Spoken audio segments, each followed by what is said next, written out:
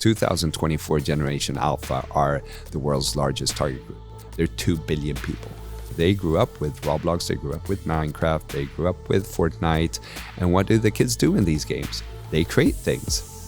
They make money on things. If you really understand the usage and the fun in how people consume and how people want to do things and experience stuff, there's so many more things that you can improve.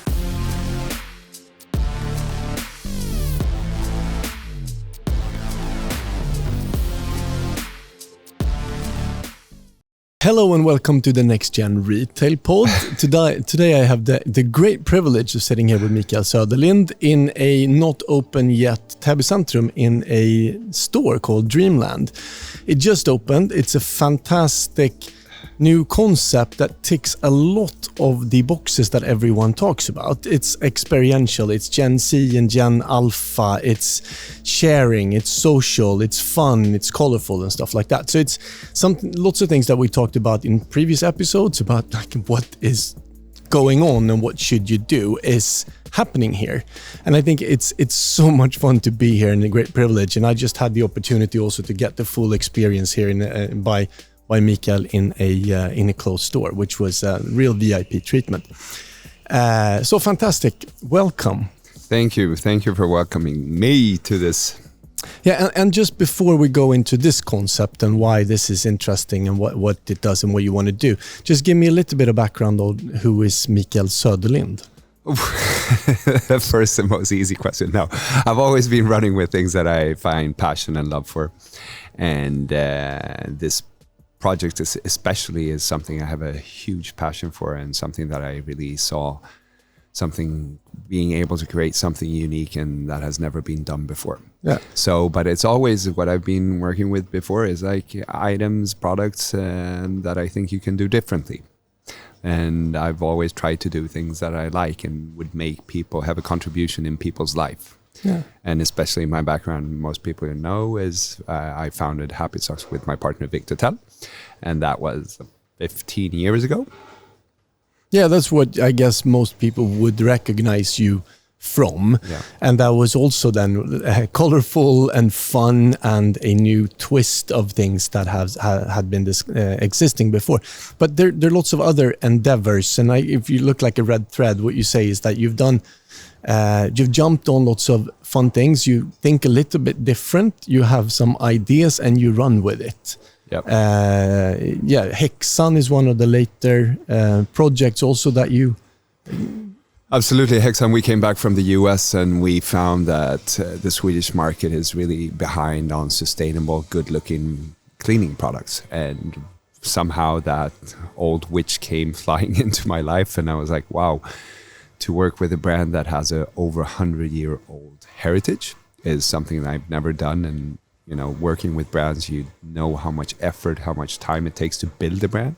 And to take a 100-year-old brand and do something new with was like a challenge and something fun, something I've never done. And we really reshaped it, added new products and took it to 2020 and launched an amazing brand that is sustainable with great products that look good.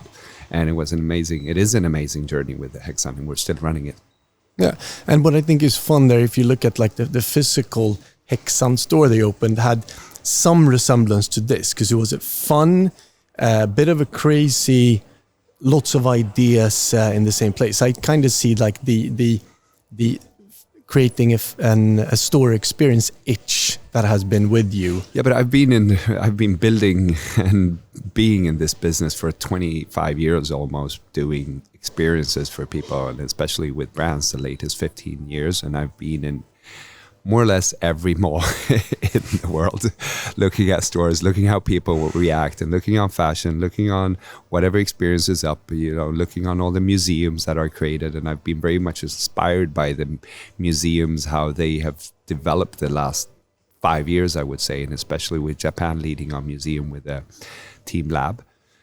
Which is an experiential museum experience where you actually go into an art piece, where you can be in the head of the painter, or you can be a part of the painting. And I think, you know, it's amazing to go and look on a painting and just stand in front of it and try and feel something. But what if you can have feel the more? And I think that's what, you know, really my first try was with Hexan to bring an experiential retail shop, but that was in the cleaning business. And the customers aren't as open as I would say Gen Z and Generation Alpha is. And with that experience, stumbling across this idea and starting to think about it, I was so certain that I could create what everybody is talking about, is an experience in retail that we all talk about. And that's what everybody has been trying to do. And, you know, and I've seen it in every country. You add a coffee shop, or you add this, or you add okay, you can buy this t-shirt and then you put a print on it, but it's not enough. It's not enough at all. And somehow we put all the pieces together and got it together in Dreamland. Yeah, and what I think you're doing fantastically is that you take it from the customer perspective. And I think lots of experience have been created from like a corporate perspective, that this is what we believe or this is what we would want. But what you're really doing is taking it from the consumer. And I saw it on the actual user. Yeah, and I saw it in the museums how, you know, the Generation Z and Generation Alpha, their phone is not a phone to them. It's a friend in their life. And to create an experience, I need to create an experience for them and their friend. And I think most experiences that are created now in retail is for the customer only. And you're not thinking that every time one customer alone coming in, she is not alone. They are two. It's that person and their phone. And how do we create that magical moment for them too? Yeah, and before we then go and dwell even deeper into those thoughts, what is then Dreamland and how did it come about? What is it? Because you're touching upon it now, but how did it develop? Dreamland is a dreamland. It's anything you want. No, but it's built on the fact that personalization, to personalize your product, is something that I believe strongly in.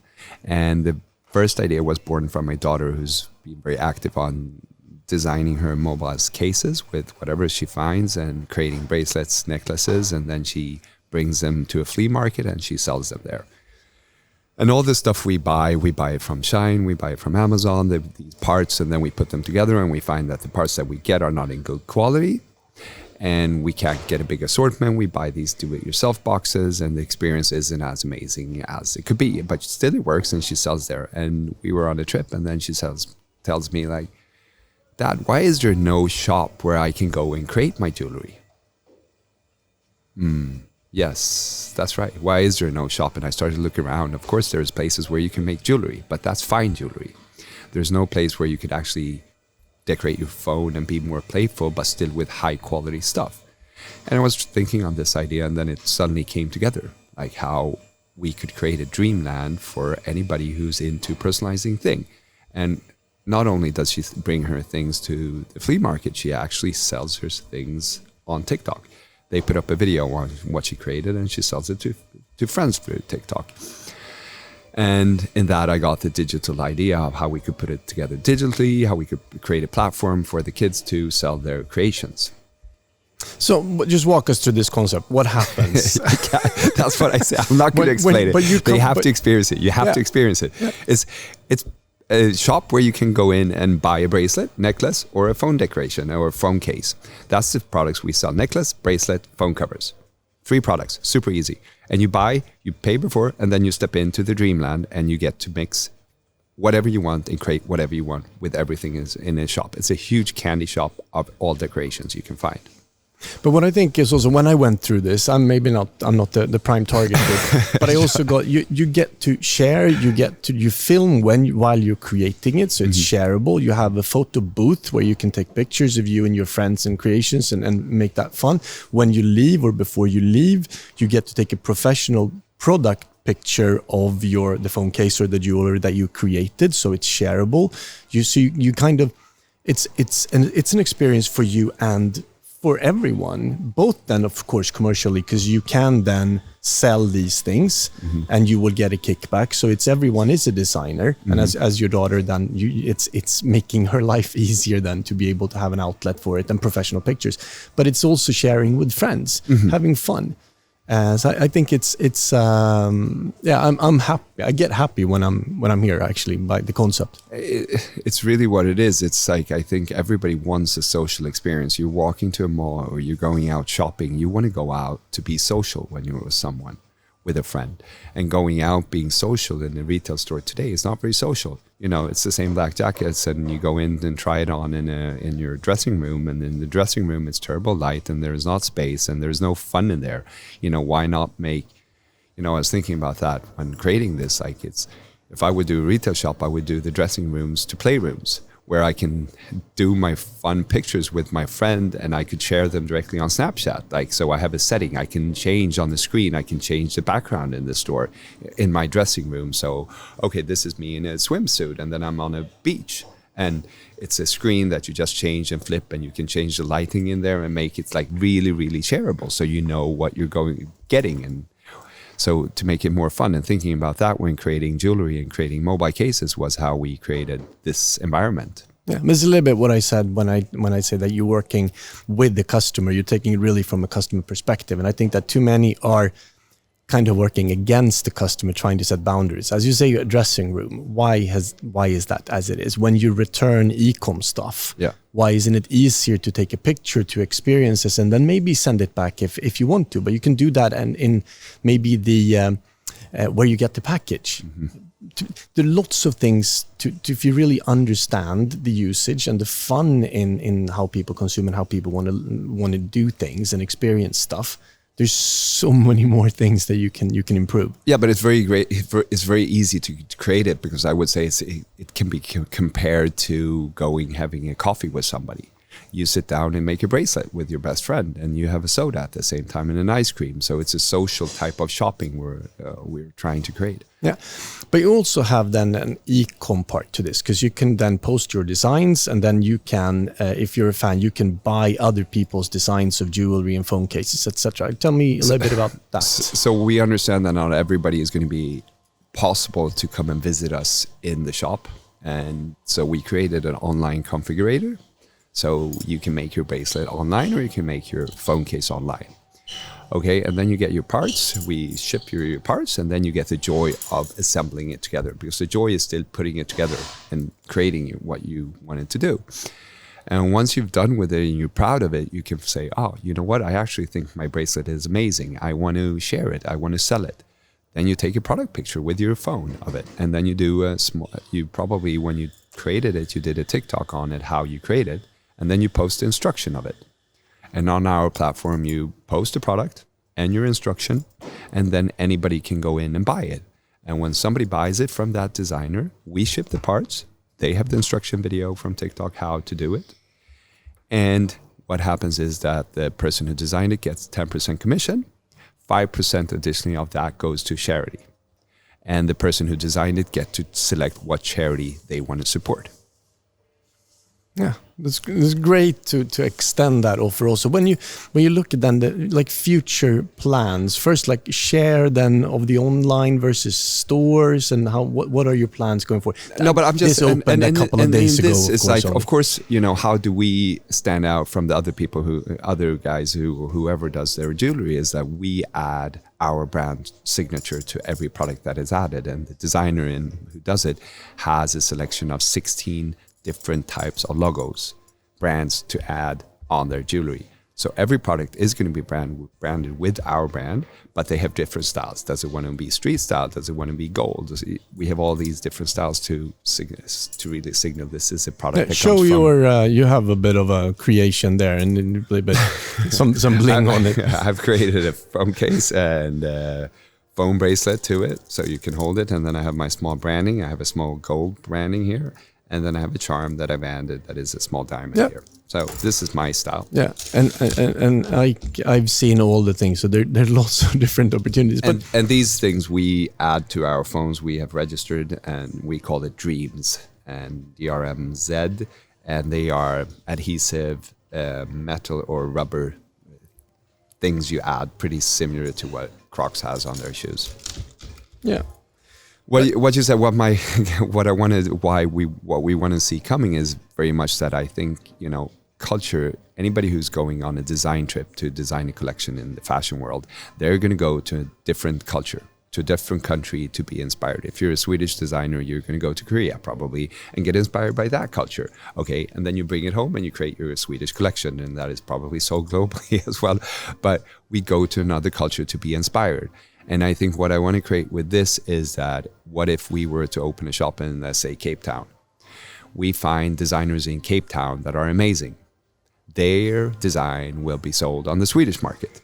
So really trying to unify design culture in a way that we're inspired by people in an easy way without going there, that we can see what somebody did from that market in our shop and buy that product in our shop. And we can be so fast go to market. 1 minute after somebody created a design in Cape Town, we can have this product for sale online in any market.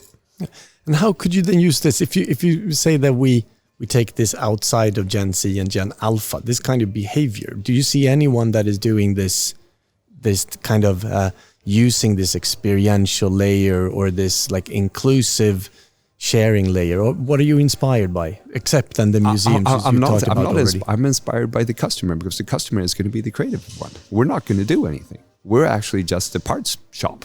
We're selling parts. That's what we do. We don't have any creativity. We're very boring, actually. We're creating a great environment and letting the customer go wild and go, do whatever they want in the shop for the same price. So it's like, we're giving them just a playground to play on. And I'm inspired by the kids that are going to do this. And I don't see anybody anywhere that is a parts shop and can benefit and work with the customer in the way we can. Yeah. Looking a little bit ahead, if you take like retail or then cross-channel, whatever, do you see any other things that are happening, any other streams or trends or stuff, or are you kind of capturing things, or what will happen next? No, but I think if we look on Generation Alpha, especially, that is going to be in a couple of years. 2024 Generation Alpha are the world's largest target group. They're 2 billion people. If you start thinking of them as consumers, even though they're born next year, but the oldest Generation Alpha is 12 years old today, 13 actually. And if we start looking at them as consumers and seeing what they grew up with Roblox, they grew up with Minecraft, they grew up with Fortnite. And what do the kids do in these games? They create things. They make money on things. And if what Generation Alpha's biggest interest was when they were small was creating slime. And so I would see them as, very much entrepreneurial creators. And I think that's how we need to tilt the upcoming brands that are going to attract Generation Alpha. Yeah, I also believe that, and the community thinking and taking the customers seriously, as we've been chatting a little bit about, and like the inclusion and letting people then be what they can be and not intruding into their space as a company and telling them what to do and dictating stuff. I think being part of it is going to be... And that's also why we have 16 different types of the logo. So they can decide how they want it to look, not how we want it to look. They decide how it looks. Yeah. Thanks a lot, Mikael. I've had the privilege of following you for quite some time also, and I'm always inspired and always think it's fun how you are running with ideas and daring to make something out of it. With lots of your different projects, and you run into a couple of walls, but then we learn from that and then we take it forward. And I wish you great luck. I want to interfere. You're not going to be allowed to end, because I can compare myself. I want to compare myself as a football player, and if you're a football player, you have a goal in front of you, you have a ball, and the ball is my ideas. And if I don't aim for the goal every time, how can I make any goals? So, and I think that's the life of what I do. As long as I have fun what I'm doing and I aim for the goal, some balls go in, some balls go out. And that's what gives me a lot of energy. But if I stop playing football, I'm not going to do anything. Great. Thanks a lot, Mikael. Great last advice also to everyone. I think be brave, work with the customer, not against them. Thanks, Mikael. Thank you very much. Thank you. Take care and good luck. Thank you. Bye.